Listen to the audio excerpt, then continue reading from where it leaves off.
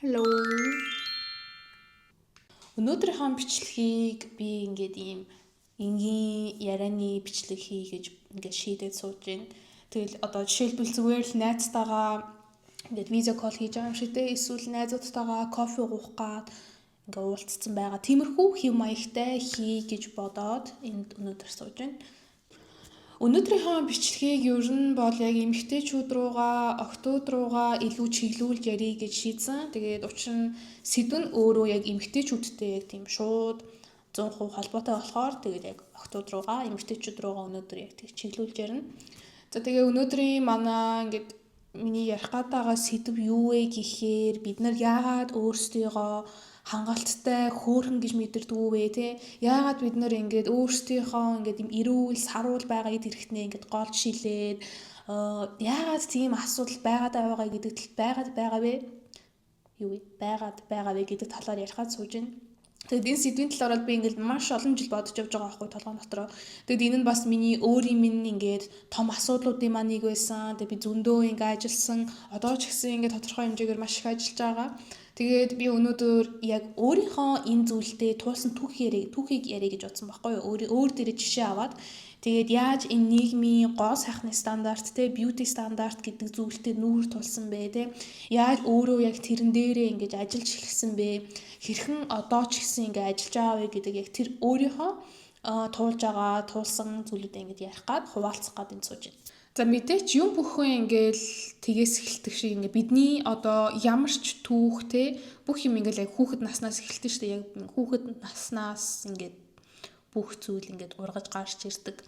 Тэгээд миний бодлоор охин хүүхэд одоо Монголд байгаа охин хүүхэд болгон, гэхдээ зөвхөн Монголд ч биш те, дэлхийд даяар байгаа энэ жоохон охтууд маань гэхдээ яг охин хүүхэд гэлээгээд яг энэ асуудалтай эрэгтэй хүүхэд нүүр тулдгүй гэсэн үг биш. Би яг тэгж хэлэхгээгүй. Тэгээд өнөөдөр яг зүгээр л яг ярьж байгаа сэдв нь яг эмэгтэй хүмүүс рүү фокуслж ярьж байгаа болохоор би одоо цаашдаа ингээд охин хүүхэд, эмэгтэй хүн гэж яг тэгж ярих болно. Тэрнээс ямар нэгэн хүүсийн тийм ялгуурал байхгүй гэдэг яг эртнээс амар хэлмээр байна. За тэгээд эмэгтэй хүүхэд болгон багасаа ингээд ухаан орж эхэлсэн цагаасаа энэ нийгмийн гоо сайхны стандарт гэдэг зүйлтэй ер нь нүүр тулж эхэлдэг штэ. Ингээд жижиг байна уу, бага юм уу, тийм нэг бага том хэмжээгээр ингээд нүүр тулгардаг. Тэгээд яг хүсэж гин үү те, хүсэхгүй байна уу, ямар ч хамаагүй тэгээд эцсийн эцэд бол тулгардаг. Тэр нь бол ингээд яг юм факт. Тэгээд одоо ингээд жишээлбэл заяа манайхаа би ингээд жишээ авъя л да. За нэг гэр бүл байлаа. Охинтой. Тэгээд ээж нь ингээд юм давхраатай нүдтэй, аав нь давхраагүй нүдтэй. Тэгээ энэ бол зүйл жирийн жишээ шүү манайхаа. Тэгсэж байгаа ингээд бурхан тэр хүүхдээ ингээд цаанаас нь ингээд давхраагүй бүтээчлээ гэж бодъё те. Тэгэхэд ингээд тодорхой хэмжээгээр ингээд том болж эхлэх үеэс нийгмээс ингээд хамаатны талаас, ээж аавынхаа найзуудын талаас хаанаас исэн ч хамаагүй ингээд ярьж эхлэх байхгүй юу. Ингээд энэ тэндээс ерөнхийдөө ингээд манай энэ ингээд хөөрхий ингээд аавынхаа нүдийг дуурайсан давхраагүй. Энэ ингээд манай энэ хөөрхий дөө ингээд давхраагүй ах хүүхдээ жижиг нэг тиймэрхүү зүйлүүд ингээд хайж эхэлдэж штэ. Энийг бол ингээд би юу ч цохоогоогүй байхгүй ингээд сонсч байсан, би ингээд харж байсан. Тийм болохоор ингээд яг жишээ авч хэлж гин. Тэгээ эн чинь өөр амар гоёхтой зүйл штэ. Манайхаа ингээд бодоод үзтээ ингээд тэр хүүхдэд яг яаж тусч байгаа вэ те, яг тэр жоохон охинд. Тэгээ яг иймэрхүү зүйлийг ингээд манай томчууд хэллээгээ тэр хүмүүс, тэр том болцсон хүмүүс ингээд муухай хүмүүс болохоор хэлээд байгаа гэсэн үг биш байхгүй юу. Ингээд тэд нар өөрсдөө тэр хүүхдийн өөртөө итгэл рүү ингээд амар нөлөөлөд байгаа гэдгийг өөрсдөө ч мэддэггүй байхгүй юу.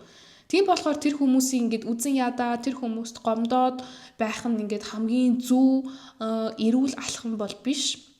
Тэгтээ ингээд та нар ч гэсэн ингээд анзаарч лээсэн байл хүтэй хүрээлэл донд иймэрхүү үг хэлж ингээд амар өөртөө итгэлтэй хэлж явдаг хүмүүс бол зөндөө байдаг. Миний өөрийн яг хувийн жишээн дээр бол би жоохон байхтай аюу дэлдэнчгтэйсэн баггүй. Одоо ингээд миний чихийг харуул нэг мэддэхгүй.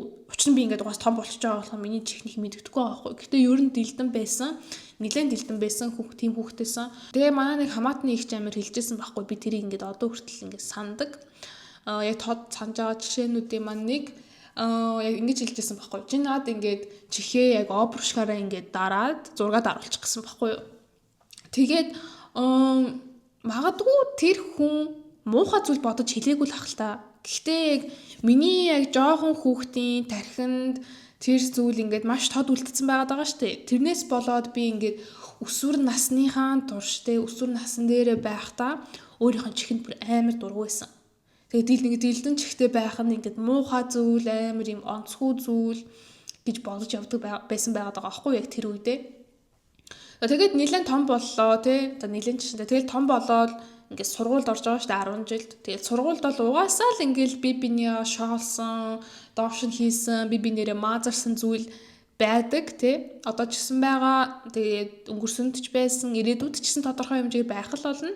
Тэгээд би өөрөө яг тэр шоололтонд нь ер нь айгүй ингээд өртдөг хүүхэд байсан байхгүй юу? Одоо жишээлбэл би ингээ өөрөө айгүй эмзэг арьстай. Тэгээд зүгээр л нэг жижиг юм болоход ингээд улаачдаг, ингээд цойроо үлдчихдэг тийм арьстай хүн байхгүй юу? Тэгээд одоо ингээ 10 жилд яг өвөл ингээ амар гадаа хүүтэн байхад ингээд амар халуун байдаг шүү дээ парк дээр асаацсан. Тэгээд багш нар ингээ цонхон голдуу хүүтэн болохоор тэр үед ингээ миний нүүр айгүй амар улаачдаг байсан байхгүй юу? Тэгээд мэдээж тэр үед ингээ нүрээ будахгүй юм чи ингээд харагдахгүй шүү дээ угаасаа. Ингээд амар харагдаж шүү дээ угаасаа эсэргээрээ ингээд нүур амар улаацсан байгаа нь. Тэрнээс болоод намайг ингээд амар шоолдог байсан. Ингээд амар улаан нүртэйгээд. Тэгэл би яг тэр үед ингээд жоохон гутраал ээж аав тэр ирээл нүрээ ингээд би будыг төхүү би нүрээ будмаараа ингээд төвшөөрөл гуйсан ч мэдээч ингээд жоохон хүүхдэд яг ямар ээж аав ингээд төвшөөрөхүүдээ ингээд нүрээ тийгдэг нүрээ буд гэж төвшөөрөхгүй шүү дээ.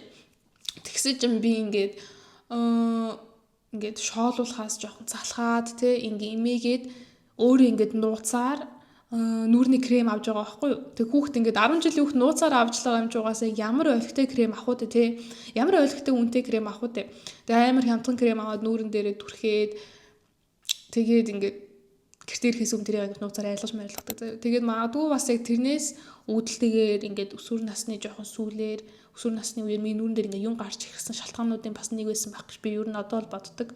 Тэгээд би одоо юм хямдхан крем авч түрхээд ингээд гэртээ ирэхдээ айлгаж марилгаал ингээд юм амар юм махинац яваад байгаа шүү дээ. Тэгэл тэр нь зүгээр л яг энэ нийгмийн гоо сайхны стандарт руу ингээд жоохон ч гэсэн ойртохж байгаа ингээд шоолуулахгүй тулд хийж байгаа ингээд юм өсвөр насны ингээд аргаа барсан хүүхдийн хийж байгаа үйлдэл واخгүй одоо ингээд харахад яг тэр үе. Тэгэл ямар ч тач 10 жилдээ сураал би ингээд сүүл рүү угаасаа ингээд нүрээ ингээд яаж зүв будах арга гэдэр ингээд олцсон байгаа шүү дээ баг сураад эхэлсэн нүрээ будаад тэгээ угаасаа том болцгоосон болохоор ингээд биний яг тийм юмнаас бол шоолох тэр жоохны үе дуусчихж байгаа واخгүй. Тэгсэн тэгээ тэр үед амьдралын яг хамгийн том дайсан одоо ч гэсэн тэр дайсан байсаар л байгаа тэр нь орж ирсэн тэр асуудал нь юу вэ гэхээр social media мэдээж social media. Тэгэл тэр үед чинь маш эрчимтэй хөгжиж эхэлсэн шүү дээ. Ер нь бол ингээл инфлюенсерүүд гарч ирсэн ингээд Instagram ямар амар хөгжсөн бэлээ ингээл фильтр бүх юм амар хөгжиж эхэлсэн. Instagram, Facebook орохоор ингээл төгс октод, төгс царайтай, төгс биетэй тэр бүхнийг ингээ хараад октод ингээ өөрсдөө ч тэрийг анзаарахгүйгээр өөрийгөө тэр хүмүүстэй харьцуулж эхэлж байгаа байхгүй юу. Тэгээ одоо ч гэсэн харьцуулсаар л байгаа. Тэгээ миний ингээд тэр үед ингээд бодож байгаа хгүй миний энэ арай л биш юм уу ингээд харьцуулж эхэлж байгаа хгүй миний уруул арай жижигхэн ч юм уу миний хамар арай юм том ч юм уу жижигхэн ч юм уу дали ч юм уу эсвэл миний бие жоохон иймэрхүү гоё биш шүү энэ зурган дээр байгаа охин шиг гоё биш юм байна гэж ингээд дотроо өөрсдөө ингээд тэрийг ч анзаарахгүй бодож эхэлж байгаа байхгүй юу. Тэгэд Instagram ер нь бол яг бидний яг нийгмийн гоо сайхны стандарт руу яг маш эрчимтэй ингээд амар дайр шахаж орж ирсэн ингээд айгүй өөрчилсөн энэ нийгмийн гоо сайхны стандартыг тэгээд инфлюенсерүүд өөрсдийнхээ ингээд төгс зураг янзалсан ингээд энэ фильтртэй фотошоплсон зургуудаараа бидний бас яг тэр үед одоо ч гэсэн ингээд тархийг амар угааж байгаа. Тэгээд яг үнэндээ бол бид нар ингээд тэр зургнуудыг тодорхой хэмжээгээр янзлагдсан энэ хүн амьдрал дээр ингэж харагддгүү гэдгийг ингээд бид нар өөрсдөө мэдж байгаа ч гэсэн мэддэг хэрнээ өөрийгөө ингээд харьцуулсан суужладаг. Яг өөрөөсөө тэрийг анзаарахгүйгээр. Гэтэ ер нь сүүлийн үед ингээ миний анзаарч байгаагаар Холливуд өөрөө яг тэрнтэйгээ жоохон амар тэмцэж эхэлж байгаа юм шиг санагдсан байхгүй юу. Одоо ингээд Vogue гэдэг амар том компани байгаа шүү дээ. Сэтгүүл ингээл бүх зүйлтэй холбоотой fashion industryтэй. Тэр компани одоо YouTube суваг дээр нь одоо иймэрхүү алдартай эмэгтэйчүүд ороод ингээд нүрээ хэрхэн арчилдаг, нүрээ хэрхэн буддаг гэдэг тиймэрхүү бичлэгүүд байдаг шүү дээ. Манай охтууд сайн мэдэх бах. Тэгээ сүүлд Kendall Jenner одоо Kardashian-ы гэр бүлийн Kendall Jenner ороод нэг бичлэгэнд орсон байгаа байхгүй юу. Тэгсэж яг тэр бичлэгэн дээр ерөнхийдөө ингээд сэвх хүрчлээ идрийг бүр аягүй тод харагдуулсан. Тэгээд ер нь бол яг тэрүүгээр ингээд төгс зургийг ерөөсөө ингээд бүтээх гэж ерөөсөө оролдоогүй нь тэр бичлэгэн дээр аягүй харагдаж байгаа байхгүй юу. Тэгээд би анзаарснаар яг тэр бүх зүйл хүмүүсийн яг энэ зүрх сэтгэлд аягүй хүрсэн, хүмүүст аягүй таалагдсан, хүмүүсийн сэтгэл аягүй өндөр байгаа яг тийм комментнаас нь харж болно. Тийм болохоор ингээд Холливуд ч гэсэн ингээд бас тодорхой хэмжээгээр амар тэр зүйлээсээ ядарч эхэлж байгаа юм шиг надад санагдаж байгаа ер нь яг энэ төгс энэ зургуудаас. За би хувьдаа өөрөө яг энэ Instagram-ийн асуудлыг яаж миний тархийг уваагаад байгаа вэ гэдгийг яг хизээ анзаарсан бэ гэхээр яг 10 жилдээ яг төгсөх ангидсэн баггүй юу. Тэгээд би яг миний яг тэр үед Instagram-аас миний бүх фильтрүүд алга болсон байхгүй юу. Устцсан яатсан мэдэхгүй. Тэгсэн чинь би тэр үед амар стресстэй эхэлсэн заяа. Үнэхээр стресстэй эхлээ. Ингээд бүр тоглоомчгүй стресстэй. Ингээд яаж би одоо зураг авах юм бэ гэж эхэлж байгаа байхгүй юу. Би яг тэр бүхнийг анзаараад яана л гэж бодсон. Би үнэхээр яг энэ бүх фильтрүүдийн яг ингээд ийм хамааралтай болцсон юм байна. Би үнэхээр ингээд энэ бүх зүйлгүү зураг зүгээр дараад хийж чадахгүй болцсон юм байна те. Ингээд юм уруулаа томсгосон, хамраа юм жижигэрсэн тийм иймэрхүү зүйлгүүгээр би бичлэгээ авч чадгаа болцсон юм байна, зураг авч чадгаа болцсон юм байна гэдгээ ер нь айгүй анзаарч эхэлсэн байхгүй юу. Тэгээд би яг тэр үед яг юу хийж хэрэгжүүлж эхэлсэн бэ гэхээр одоо нэгдүгээр курсынхаа эхлэлд байгаа шүү дээ. Би тэр үед IG дээрээ бүх дагдаг инфлюенсерүүд байгаа шүү дээ. Одоо миний яг ярьсанчлан төгс зургууд хийдэг, төгс амьдралыг амар харуулдаг тийм. Тэр хүмүүсээгээ unfollow хийж эхэлсэн.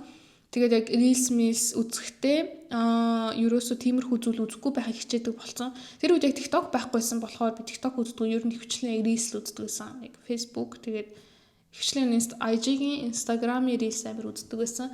Тэгээд яг тиймэрхүү утгатай зүйл ер нь үзэхээ яг болохыг хичээдэг болчихсон байхгүй. Тэгээд ер нь тэр үедээ багаар фильтрээс татгалзаж эхэлсэн. Яг өөрийнхөө өмнө амар хэрэгэлдэг байсан фильтрүүдээс татгалзаад тэгээд яг огцон бол ингээд татгалзаж чадахгүй шүү дээ. Би чадаагүй. Ингээд тэр нь бас яг маш том ажил байсан. Татгалзахын тулд ингээд 1 сарын ажил биш байсан. Тэр чинь бас хагас жил, 1 жилдээ ингээд татгалзаад тэр фильтрүүдээсээ ингээд холдох. Тийм болохоор яг огцон угаасаа хийх ямарч боломж байхгүй. Өөрийгөө тэгж яг нэмэлт стресстүүлэх ямарч хэрэг байхгүй. За тэгээд дараа нь би оюутан болсон байгаа шүү дээ. Тэгээл миний яг гэрээсээ би яг яваад Монголоос яваад тэгээ энэ нь бол миний яг тийм том яг эмчлэгдэж эхэлсэн цаг үеүүдийн нэг байсан. Би тэгээд одоо өөр нийгэм рүү очиод ингээ анзаарч эхэлсэн баггүй. Миний ингээ гадаад найзууд гадаад үзмжээ ерөөсөө над шиг ингэж гоолж шилдэггүй юм байна гэдгийг би амар анзаарч харж эхэлсэн баггүй өөрийнхөө нүдээр.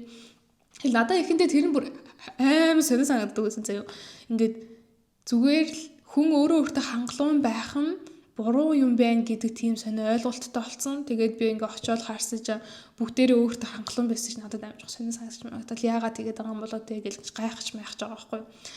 Тэгэл яг тэр үед хин ч ингээл миний хажууд миний энэ юм байна, миний тэр тийм байна, миний уруул юм байна гэж хэлхэ болцсон. Тэгээд би бас одоо боддог байхгүй. Магадгүй яг миний яг нийлжсэн хүрээлэл бас яг тийм байсан байх гэж би бас боддог. Тэгээд бас яг өөр зүйл нь намайг яг ингээд оюутан болсон жан хинч намайг ингээд жижигхэн намхан гэж маазархаа болцсон байхгүй. Би өөрөө нэг өндөр хүн бол биш. Тэгээд Монголд байхад угаасаа л ингээд миний жижигхэн найз юм хөөрхөн штэ юм жижигхэн гэл ингээд маазралтай дээ штэ. Яг тоглоод байгаа мó эсвэл ингээд магтаад байгаа мó хайрлаад байгаа мó дормжлоод байгаа мó гэд мэддэхгүй нэг иймэрхүү юм байдэн штэ. Ингээд юу гэдүүлээ махч биш булчиргаач биш гэ тий. Тэгээд Монголд байхад ер нь дандаа л тиймэрхүү байсан. Тэгээд яг оюутан болсон чинь тэр зүйл нь байхгүй болцсон. Тэгээд яг би анзаарч эхэлж байгаа хинт ч миний өндөр ингээд хамаагүй болцсон юм байна тий. Тэгэл би тэр үед бодож байгаа байхгүй манай яг нийгэм ямар хүчтэй бие бинийгаа ингээ гоо сайхны стандарт руу шахдаг юм бэ те. Ингээл хэрвээ чи хөөхөн өндөр туранхай те төгс хамартай уруултай нүдтэй бишэд бол чи ингээ хөөхөн биш юм шиг те нэг тиймэрхүү хандлагатай. Тиймэрхүү ямар амар том дарамт бид нарт ингээд бүр жоохноос ахуулаад өгдөг байсан бэ гэдгийг би ингээд анзаарч эхэлж байгаа байхгүй. Тэгээ хамгийн гол нь манайхаа би ингээд тэрийг очичоод шууд анзаараагүй заяо. Би буцаад Монголд ингээд амралтаараа ирчээд анзаарсан. Одоо яаж анзаарсан бэ гэхээр би сурч явах явцдаа ер нь нэлээд жин юмсан. Би ингээ өөрөө бараг хийсэж очиж үзэж байгаагүй жин дээр очсон байхгүй юу. Тэгэл гэртээ ирсэн чинь миний бараг уулцсан хүн болгоо надад ингээд ямар саргалцсан юм бэ? Ямар хөөрхөн бондооц юм бэ гэл нөгөө нэг маазраад байгаа юм шиг тэг ингээд магтаад байгаа юм шиг домжлоод байгаа юм шиг мэддэхгүй тиймэрхүү юм хэлж эхэлж байгаа хгүй хөөрхөн бондооц юм бэ? Өө стэнэрэ чамаагийн бондрохыг харж байгаагүй мэн ч юм уу тиймэрхүү юм дандаа би сонсч эхэлсэн. Ингээд би яг жилийн дотор юу сурч мэдсэн бэ гэдэг нь хинт ч хамаагүй те яг тийм сонирхол байхгүй зүгээр л уулзаал шууд бараг эхлээл миний гадаад үзмжийг шүүмжилж эхэлж байгаа байхгүй юу?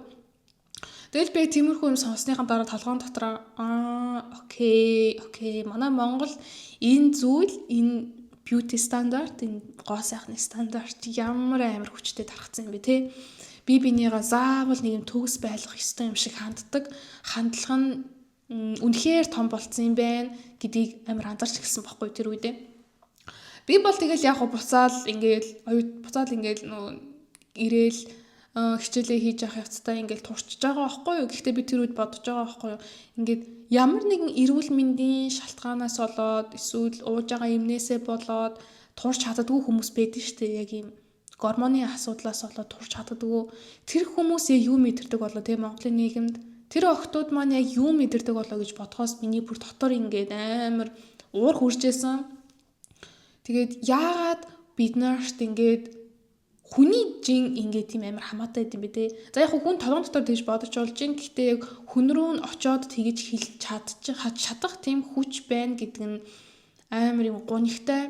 Энэ нь ингээд ямар амар юм нийгмийн стандарт те нийгмийн гоо сайхны стандарт ингээд юм гунигтай газар юм харанхуй газар очицсныг амар харуулж байгаа юм шиг надад санагдсан байхгүй.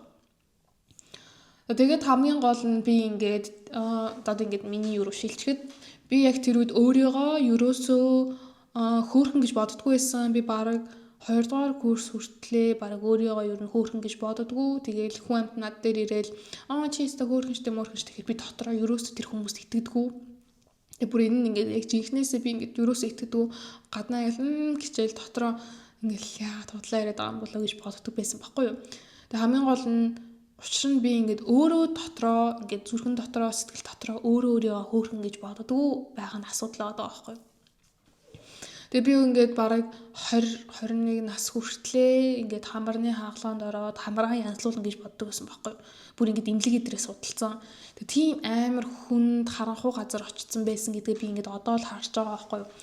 Яг тэглээгээд би одоо ингээд мис засал хийлгүүлсэн охтуудыгаа эмэгтэйчүүдийгаа доош нь хийгээд байгаа гэсэн үг биш ерөөсөө. Тэр шиг уусаа яг хувь хүний яг өөрийнх нь сонголт байгаа шүү дээ. Гэхдээ яг миний яг та нарт хүргэх гээд байгаа мессеж нь юу вэ гэхээр нийгмийн стандартанд тааруулж мис засал ботокс хийлгүүлээд байх тусам тэр зүйл хизээж дуусахгүй. Тэ хизээж ханахгүй байхгүй хангалттай байхгүй. Одоо хамраа янзлууллаа тэ нийгмийн гоо сайхны стандартад тааруулаад хамраа янзлууллаа. Тэгсэн чинь дараа нь ингээ эрүүгээ янзлуулмаар санагдлаа тэ. Дараа нь шанаагаа янзлуулмаар санагдлаа. Тэг эн чинь хизээж ингээ зогсохгүй байхгүй ингээ шинэ гоо сайхны стандарт гарч ирээл байх тусам ингээд янзлуулаад байна гэж байхгүй шүү дээ угаасаа. Тэр чинь ингээл яг юм чөтгөрийн тойрог шиг болчиход байгаа байхгүй. Айгүй юм чөтгөрийн зүйл. Тэгэл хамгийн гол нь зүгээр л тэр шийдвэр нь гаргаж байгаа шийдвэр байгаа шүү дээ. Тэр нь зөв газараас гарч ийн үү, буруу газараас гарч ийн үү гэдэгтэй байгаад амар чухал ахгүй.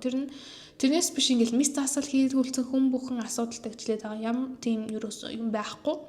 Тэгээд яг тэр мис засал хийлгий гэж шийдсэн шийдвэр нь яг ямар газараас гарч ирж байгаа юм те яг ямар зүрх сэтгэлээс гарч ирж байгаа юм гэдэг нь л ер нь бол чухал. Ягаад гэвэл яг эрүүл мэндийнхаа улмаас те эсвэл эрүүл мэндийнхаа төлөө мис засалд орж байгаа хүмүүс зөндөө байгаа. Тэ эсвэл яг миний яриад байгаа буруу сэтгэлээс гарч ирж байгаа гэдэг нь яг за би ингээд хүмүүс таалагдах гэж эсвэл одоо ингээд ийм нарийнхан хамар ч юм уу те эсвэл ийм амар том уруул модонд орж ийн одоогийн нийгмийн стандартанд гоо сайхны стандартанд том уруул ингээд гоё юм бэ тэгвэл би одоо ингээд том уруул хийлгэлээ том хүүх хийлгүүллээ гэх тэгэх юм бол тэр чинь ингээд яг ийм буруу газраас гарч ирж байгаа юм шиг миний бодлоор тэг санагдаад байгаа байхгүй юу. Энэ зөвхөн миний бодол яг өөр хүмүүс юу гэж бодож байгааг би мэдэхгүй. Тийм болохоор би бол яг тэгэж бодож байна. За миний тэгээ дотроосоо яг эдгэрч эхэлсэн үе нь хизээ байсан бэ гэхээр тэр үед би юу хийсэн бэ гэхээр талархдаг болсон байгаа бүх зүйлдээ одоо ингээд өөрийнхөө эргэн тойронд байгаа зүйлдээ амьдралдаа ингээд зүйл наад захандаа өөрийнхөө эд хэрэгтэндээ эрүүл сарвал те өдөр болгон ингээд миний төлөө хичээж агаад талархдаг болсон. Тэгээд энэ зүйл нь миний бодлоор амар юм том нөлөө авчирсан гэж би боддог байхгүй юу. Би тэр үед боддог болсон байхгүй юу. Ингээд би өөрөө ингээд эрүүл байгаа эд хэрэгтнээ хайрлах ёстой байна. Илүү ингээд тортох ёстой байна. Улам эрүүл байх ёстой байна те. Эрүүл мэнд сэтгэл зүйдээ ингээд анхаарч эхлэх ёстой байна те. Тэгээд тэр үед би ингээд талархаж амьдрах нь яагаад надад чухал санагдсан бэ гэхээр бид нар хизээ өөрийгөө өөхөх вэ гэдгээ ер нь мэдэхгүй шүү дээ. Одоо ямар ч хүнээс одоо очиод чи хизээ өөхөх вэ гэд асуугууд ихэнх нь ер нь бол мэдэхгүй шүү дээ хизээ гэдгээ. Тэгээд маргааш ингээд өөхөхөд чиний ингээд уруул чин том байна уу? Ингээд нүд чин амар юм давхраатай байна уу? Тэ чи нийгмийн гоо сайхны стандартад нийцэж чинь гэдэг чинь хинт ч хамаагүй болчихно. Тэгэл чи энэ хорвоо дэлхийд яг ямар хүн байсан ч л яг хамаатай болж үлдэх байхгүй юу? Тийм болохоор яг талархал гэдэг зүйл бол амар хүчтэй, үнэхээр хүчтэй зүйл. Тийм болохоор миний яг эдгэрч эхэлсэн үе нь яг би талархаж эхэлсэн үеэс багаар эдгэрч эхэлсэн гэж боддог. Тэгээ би ингээд хамгийн ихэнд ингээд өөрийнх нь чихнийхэн талаар ярьсан шүү дээ. Тэгээ ингээд амар олон жил чихэндээ амар дургу байсан гэд. Тэгэл би жоохон том болоод ээжийнхаа ингээд багын зургийг хараад байж байгаа байхгүй гэр бүлийнхаа. Тэгээ ээжийнхаа багын зургийг олж хараад тэгээ манай ээж яг надтай адилхан юм чихтэй. Угаасаа би ингээд ээжээгээ дөрөвцөн байгаа шүү дээ. Тэгээ би тэр зүйлийг хараад ингээд миний хайр хүрч эхэлсэн байхгүй юу? Одоо миний ингээд хайртай хүний маань ингээд зүйл нь надад ингээд ирсэн байв штэ тий. Тэгж яхад би ингээд өөрийнхөө тэр зүйлийг голж хилээд яг яах юм бэ тий. Ингээд эрүүл байж надад ингээд чих байна. Би сонсож чадчихээн. Би ингээд хороо дэлхийн гайхалтай зүйлүүдийг сонсож чадчихээн. Гоё хөгжим сонсож чадчихээн. Хайртай хүмүүсийнхаа ярьж байгааг сонсож чадчихахад миний яг энэ чихний хэмжээ яг хинт хамаатай юм бэ тий. Хинт ч хамаагүй болчихж байгаа байхгүй. Тэгээ би яг тэр үед өөрөө мэдэрсэн яг тэр зүйлийг ойлгосон цагтаа би яг бас тодорхой хэмжээр өөрийнхөө дотор байгаа inner child буюу доторх жоохон хүүхдээ эмчилж эхэлсэн юм шиг санагдсан байхгүй юу. Тэрэнд айгүй нөлөөлсөн. Тэгээ надад бас нэлээд нөлөөлсөн зүйл нь би яг ингээд тэр үед хайртай хүнтэйгээ уулзсан. Тэгээ харилцаанд ороод одоо энэ харилцаа маань намайг өөрийгөө хүлээж авахт маань айгүй тусалсан. Одоо ч гэсэн тусалж байгаа. Тэгээд би одоо ингээд жишээлбэл өөрийгөө тэр үед ингээд амар өөрийнхөө гадаад үзмж дургүй байсан гэдэг байгаа шүү дээ. Тэгэл би өөрийгөө ингээд тодорхой хэмжээр жоохон доош нь хийх гэхэл манай өө ингээд чи ингэж хэлж болохгүй бити тэгэж хэл гэдэг ч юм уу те. Тэгээд одоо ч гэсэн би ингээд өөрийнхөө талаар тодорхой хэмжээр жоохон муухай юм хэлэх гээд агуул ингээд бити тэгэж хэлээ гэж надад ингээд дандаа сануулдаг, хэлдэг. Тэгээ би тэрэнд юу н амар талархдаг. Миний амьдралыг тийм хүн байгаад би ингээд хороо дэлхий бурханд ингээд маш их талархдаг тийм зүйл байга. Тийм хүн миний амьдралд байгаад. Тийм болохоор би яг та нарт зөвлөмөр байгаа юм нь та нар ч гэсэн тэрийг оролдоод үзээрэй. Ингээд өөрийгөө ингээд жоохон доош нь хийх гээд өөртөө ингээд муухай хандах гэдэг бол дотроосоо ингээд хэлээд юм уу те бити тэгэж харсаа, бити өөртөө тэгэж харсаа, наад муухай үгүй ингээд буцаагаад аваа ч юм уу те. Эсвэл ингээд сайн найзтайгаа тийм чаленж хийж одоо шүү дээ 7 хоногийн 1 сарын ч юм уу. Эсвэл чадахгүй бол ингээд 5 хоногийн ч юм уу те. Ингээд жишээлбэл одоо ингээд хоёулаа найзтайгаа ярьж байгаа шүү дээ. За ингээд хоёулаа хэрвээ өөртөө муулах гад муухай юм хэлэх гээд агуул хоёул би биэндээ сануулж яа ийм ярьж болохгүй гэдгийг ингээд сануулж яа гэж хэлдэг тиймэрхүү чаленж ч юм уу те. Яалтчгүй тэр бол үнэхээр тусалдаг. Яг хөө эхний хэд хоногтой ингээд нэг анзаагдахгүй байх. Гэхдээ удаан явах тусам үнэхээр тусалдаг, үнэхээр ажилдаг зүйл тийм болохоор туршаад үзээрэй гэж би нь бол зөвлөмөр байна. Тэгээд одоо энэ бичлэгийг үзээд сууж байгаа өсвөр насны охин ч юм уу те эсвэл 20 хүрсэн эмэгтэй 30 хүрсэн эмэгтэй байж болно шүү дээ. Яг өөртөө ингээд таалагдахгүй байгаа хүн бүхэнд хандаж хэлэхэд бөөнөрөө эхлээд энэ сошиал медиа гэдэг зүйлээ яг танаж эхлэе. Танахтаа яг бид нарт ингээд тийм төгс зураг тэ өдөр шөнөжин ингээ харуулад байгаа тэр хүмүүсийн фоллоу хийж эхлэе. Ингээд IG ороод яг тийм ингээд тийм төгс амьдрал, төгс царай харуулад байгаа Reels, TikTok ингээд үзэхгүй байхыг хичээе. Зүгээр л манайхны харт тагтаа үрээд ирсэн. Нэгс явчихлаа. Тагтаа ирсэн. Нэгс явчихлаа. Нэг цагаан тагтаасан байхгүй сая. За тэгээд би яг уурчлаа. Тэм төгс амьдралыг чамд харуулад байгаа TikTok, Reels-с үзэхгүй байхыг ер нь бөөнөрөө хичээе. Зүгээр л энэ бүхнийг та нар зүгээр л яг сар, 2 сар, 2-7 хоног хийгээд үз. Бүр өөрчлөлт үнэхээр гарна. Ингээд би бол тэр үнэхээр итгэлтэй. Тэгээ дараагийнх нь зөвлөх юм нь яг өөртөөгөө ярилцаад үз те. Яг дотор байгаа тэр жоохон хүүхдтэйгээ ярилцаад үз. Одоо тэр хүүхдээсээ зүгээр л ингээ уучлалт бөөнөрөө гуйх хэрэгтэй. Тэр хүүхдийг гомдоосон хүмүүсийг ингээ уучлах хэрэгтэй. Угаасаа ингээд хүн уучлах чинь амархан биш шүү дээ. Хизээж амархан байдгүй.